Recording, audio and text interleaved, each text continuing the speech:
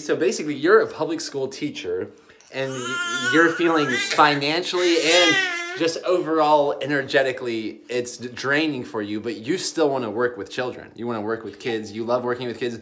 And one avenue is the Waldorf. Do they pay more money to teachers, basically? Awesome. All right, so to me, this is a great topic in the sense that I have a feeling there's a lot of people in your position.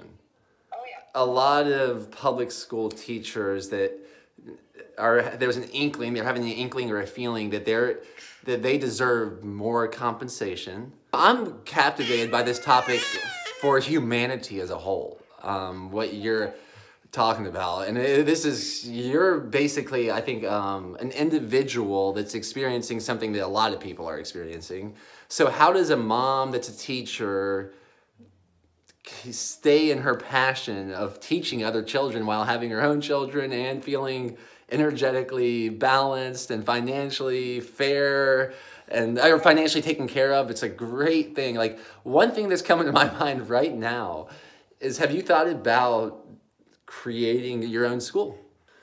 Yeah, I'm thinking, like, even where I live, so I live in Encinitas, California, and there are so many young moms. Like, there are so many kids like Davina's age. And there's a lot of people around here that do very well. And they are not thinking, I'm talking about myself, and I'm talking about my neighbors and other people. They're not thinking in limits. They're not like, how can I save the most money in school? They're saying, how can I get the best education for my children? That's what they're interested in. Like, how can I get them to live a life where limitations won't be projected upon them if I'm not around? Because it's crazy out there. It's crazy. It's crazy out there with people and their stories.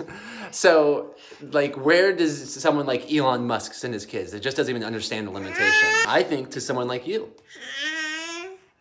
To someone like that knows your value, that you want to take care of your own children, but you still have a calling to be with other children and maybe teach your children with those children, like having your own. It can be a private school, or it can just be an alternative education.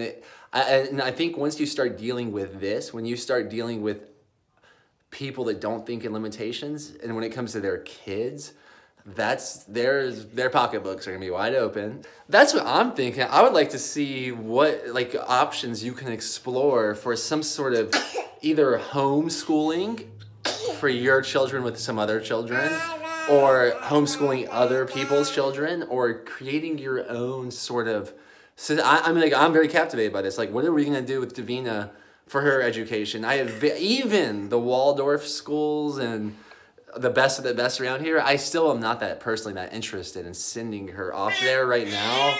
I don't know how I'll feel when she's 5 or 6, but I'm looking to learn from her. Like, to me, she, in a way, and educating her best as possible, like giving her access to the best information and the best perspectives, along with other people that want their children and their families to be functioning from a limitless place. And how that's going to be, I think you and people like you, and maybe like me even, maybe this will be a passion of mine here in the future, are going to be the ones that answer those questions.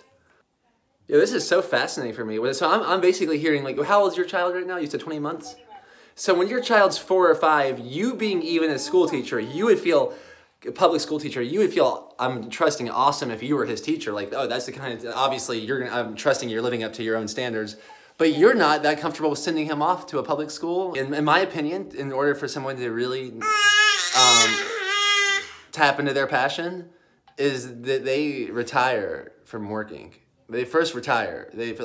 I've retired since college, and that doesn't mean I'm not adding value to myself and to the world. I'm adding so much more value to the world than when I was basically under the ploy of some marketing scheme to push product. I mean, I used to do jobs like that, and I'm like, that was great practice for me, but that's no longer where my gifts are going to be leveraged the best for the world. So I want to, like, this video, if it gets however Tyson, my friend, uploads it, like, I want to ask that question to the public. How do they think, what's the best setup without any limitations, nothing normal, let's not rely on anything that's normal or has been done before. What's the best way to get children to tap into their passion, make their gifts as valuable as possible, give them to as many people as possible, and be supported in limitless thinking. Like, how can we do that? And I want to leave that question in the air, whether it's like retreats for kids or more, I don't know what it will be, but let's keep asking that question, because I'm ready to receive better answers personally myself as well. Run, guan, guan, guan. Run, guan, guan, guan. Run, guan, guan, guan. Run, guan,